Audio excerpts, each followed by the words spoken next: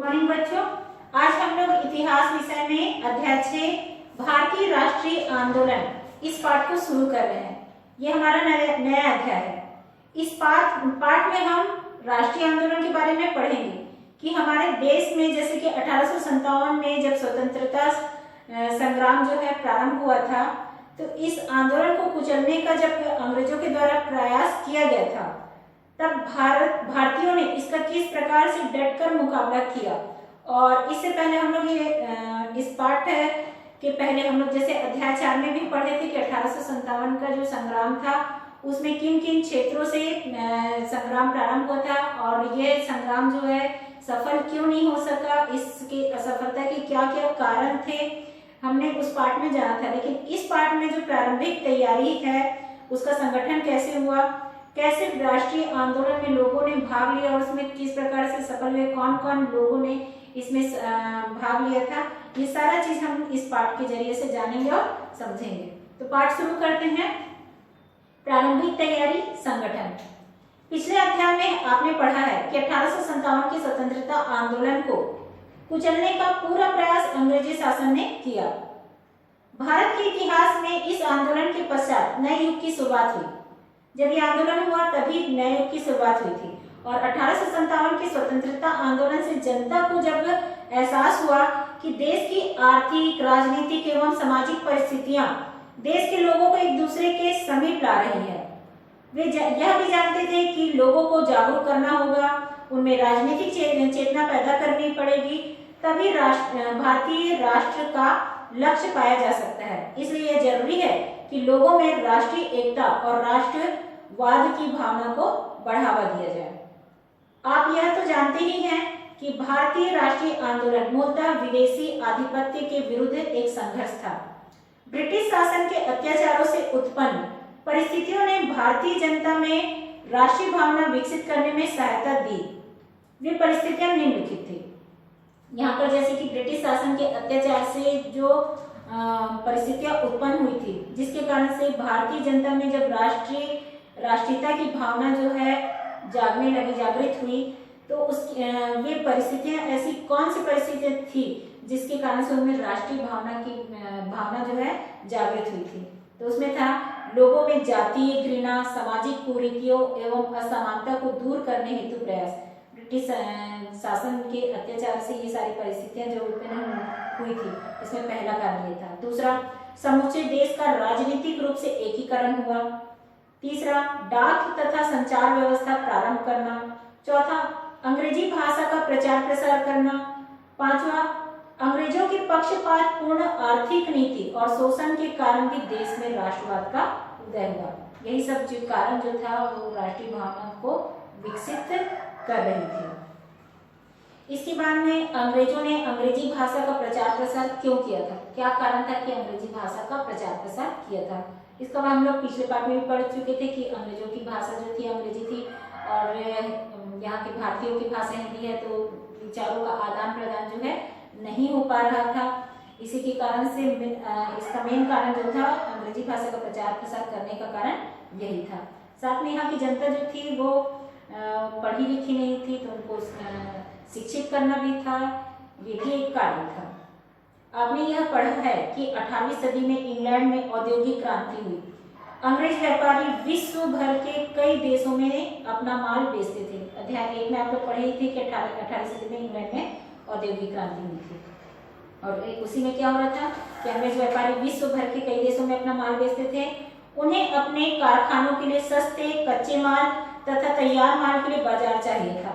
इसलिए भारत की कृषि, उद्योग, व्यापार आदि की नीति अंग्रेजी अर्थव्यवस्था को बनाए रखने के लिए ही बनाई गई। अतः उन्होंने भारत का हर तरह से आर्थिक शोषण किया। इस नीति का हमारे देश के नेताओं ने डटकर विरोध किया। इस विरोध की भावना से उत्पन्न विचार को आर्थिक राष्ट्रवाद भी कहा जाता है। भारतीय को पाश्चात्य साहित्य एवं दुनिया के अन्य भागों से घटनाओं के बारे में जानकारी मिली। इससे उनमें राजनीतिक जागरूकता आई। अब भारतीय समझने लगे कि भारत के पिछड़ेपन के लिए ब्रिटिश शासन की आर्थिक नीतियां ही जिम्मेदार हैं, जिसके कारण किसान, शिल्पकार और कारीगर बर्बाद हो गया। उस समय से भारतीय समाज में शिक्षित मध्यम वर्ग का उदय हुआ, और जिसमें से वकील, शिक्षक, सरकारी कर्मचारी, व्यापारी आदि शामिल थे। यह समाज आधुनिक शिक्षा से प्रभावित और जागरूक था, मतलब कि जितने भी यहाँ पर लोग हुए वो मध्यम वर्ग जो थे वे समाज के आधुनिक शिक्षा से प्रभावित और जागरूक थे। इनमें संवैधानिकता, लोकतंत्र जैसे आधुनिक विचारों को आत्मसात किया और उदार लोकतांत्रिकता विचारों को स्वीकार किया। ब्रिटिश शासकों की नस्लवाद की भावना तथा प्रशासन में भारतीयों को न्यूनतम वेतन दिए जाने से उनके मन में क्षोभ उत्पन्न हुआ। उन्होंने जातीय भेदभाव के विरुद्ध भारतीयों में स्वाभिमान की भावना जगाई। इससे उनमें राष्ट्रीयता की भावना का विकास हुआ। भारतीयों की राजनीतिक सभाएं प्रारंभ में कलकत्ता, बंबई, मद्रास जैसे प्रांतीय नगरों में हुई। इसको याद रखेंगे कि भारतीयों की जो राजनीतिक सभाएं हैं वो कहाँ कहाँ हुई थी। तो इनकी राजनीतिक सभाएं जो है प्रारंभ में कलकत्ता में, बंबई, मद्रास जैसे प्रांतीय नगरों में हुई थी। 1851 में कलकत्ता में ब्रिटिश इंडियन एसोसिएशन की स्थापना हुई, और 1851 में जो है ब्रिटिश इंडियन एसोसिएशन की स्थापना हुई। 1852 में मुंबई एसोसिएशन की तथा इसी वर्ष मद्रास में नेटिव एसोसिएशन का गठन किया गया। इस संगठनों की प्रमुख मांगे थी, मतलब इन संगठन जो भी ये संगठन बने थे इनकी प्रमुख मांग क्या क्या थे। सरकार में भारतीयों की भागीदारी, जो भी सरकार बन रही है उसमें भारतीय भी सम्मिलित होने चाहिए, यानी कि उनकी भागीदारी होनी चाहिए। करों में कमी की मांग की तथा भारतीय समाज में व्याप्त कुरीतियों को समाप्त करना। भारत में बहुत सारे कुरीतियां व्याप्त थी, पिछले अध्याय में हम पढ़े भी हैं, जैसे कि सती प्रथा था, बाल विवाह प्रथा था, दहेज प्रथा था, और विधवाओं का पुनर्विवाह नहीं होता था, विधवाओं के साथ में किस प्रकार का व्यवहार किया जाता। बहुत सारी हम लोग कुरीतियों को देखे थे। महिलाओं को जो है पढ़ने की आजादी नहीं थी। इस सब जो भी समाज में ये कुरीतियां व्याप्त थी उसको समाप्त करना इन संगठनों की प्रमुख मांगे थी। इन संगठनों में प्रायः शिक्षित तथा उच्च वर्ग के लोग थे। बाद में ऐसे कई संगठन बने जिनमें जन सामान्य के लोग भी सदस्य बने। ऐसे संगठनों में 1870 में पूना सार्वजनिक सभा, 1884 में मद्रास महाजन सभा और 1885 में बॉम्बे प्रेसिडेंसी एसोसिएशन प्रमुख थे। छत्तीसगढ़ में भी इसी तरह कुछ संगठनों के विकास में राजनीतिक जागृति दिखाई पड़ने लगी थी। ये नए संगठन पहले की अपेक्षा अधिक प्रखर थे। ये अंग्रेजों द्वारा भारतीयों से किए जा रहे भेदभाव एवं शोषण के विरोध में सभाएं करते थे। इनकी मांगे संपूर्ण भारत के लिए होती थी। सुरेंद्रनाथ बनर्जी ने 1853 में कलकत्ता में आयोजित इंडियन एसोसिएशन की बैठक में देश के सभी भागों के लोगों को आमंत्रित किया। यह प्रथम अखिल भारतीय प्रयास था। इसको याद रखेंगे कि यहाँ पर जो है सुरेंद्रनाथ बनर्जी के द्वारा प्रथम अखिल भारतीय प्रयास जो है किया जा रहा था। कालांतर में एक अन्य अखिल भारतीय सम्मेलन बुलाया गया, जिसका प्रथम अधिवेशन 28 दिसंबर 1885 को मुंबई के गोकुलदास तेजपाल संस्कृत पाठशाला में आरंभ हुआ। इसको याद रखेंगे कि प्रथम अधिवेशन जो है कहाँ हुआ था, तो 28 दिसंबर 1885 में मुंबई के गोकुलदास तेजपाल संस्कृत पाठशाला में हुआ। देश के विभिन्न भागों में 72 प्रतिनिधि इस अधिवेशन में सम्मिलित हुए थे। वेमेश चंद्र बनर्जी इस अधिवेशन के अध्यक्ष थे। इसी अधिवेशन में अखिल भारतीय राष्ट्रीय कांग्रेस की स्थापना हुई। उन दिनों इन संगठनों के मुख्य उद्देश्य थे: पहला, भारत के विभिन्न भागों में रहने वाले लोगों को संगठित करना। दूसरा, धर्म, जाति आदि के भेद से परे एकता की भावना उत्पन्न करना। तीसरा, एक दूसरे की समस्याओं को जानना।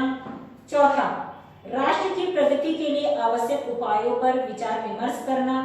पांचवा, स्वतंत्रता, समानता, स्वराज्य में आस्था व्यक्त करना। इसके बाद आता है 1876 में भैरमगढ़ बस्तर में विद्रोह हुआ। भैरमगढ़ बस्तर में जो भी भैरमगढ़ है वहां पर विद्रोह हुआ था। कांग्रेस सम्मेलनों में हो रही चर्चाओं से सरकारी अधिकारी चिंतित होने लगे थे, क्योंकि शासन के बारे में जो कुछ कहा जा रहा था वह सच था। सरकार इसका खंडन भी नहीं कर सकती थी। कांग्रेस को लोकप्रिय न होने देने तथा भारतीयों की सदस्यता को रोकने के लिए सरकार ने कमर कस ली। उन दिनों ऐसे कार्यक्रमों में भाग लेने की अनुमति नहीं थी। कांग्रेस के प्रारंभिक नेता नरम विचार वाले थे। नरम मतलब कि जो भी बातें होती थी अपना अनुनय विनय के द्वारा अंग्रेजों के सामने यानी कि अंग्रेज अधिकारियों के सामने वे रखते थे। उन्होंने अंग्रेजों का विरोध किए बिना देश की राजनीतिक आर्थिक प्रगति का प्रयास किया। अपनी मांगों को शासन के समक्ष रखकर देश की समस्या का हल निकालने का प्रयत्न किया। ब्रिटिश शासन के ने अधिवेशनों में रुकावट पैदा करना शुरू कर दिया। इन सब विरोधों का सामना करते हुए राष्ट्रीय कांग्रेस अपना कार्य सुचारू रूप से करती रही। देश प्रेम की भावना से प्रेरित होकर बड़ी संख्या में युवा वर्ग राष्ट्रीय कांग्रेस में सम्मिलित होने लगे। महिलाएं भी अधिवेशनों में भाग लेने लगी। छत्तीसगढ़ में भी राष्ट्रभक्त युवकों की कमी नहीं थी। यहाँ के जागरूक नवयुवकों ने जन जन में देश प्रेम की भावना जगाने का प्रयास किया। इसमें से जो थे माधवराव सप्रे का नाम प्रमुख था। इन्होंने 1900 में छत्तीसगढ़ मित्र नामक समाचार पत्र तथा 1906 में हिंदी केसरी के नाम से साप्ताहिक समाचार पत्र निकालकर लोगों के देश प्रेम की भावना को विकसित किया। इसको याद रखेंगे कि छत्तीसगढ़ का पहला समाचार पत्र क्या था और कब प्रकाशित हुआ था। ठीक है, तो यहाँ पर ये टॉपिक मैं आज समाप्त करती हूँ। इससे आगे का जो टॉपिक है हम आगे की क्लास में पढ़ेंगे।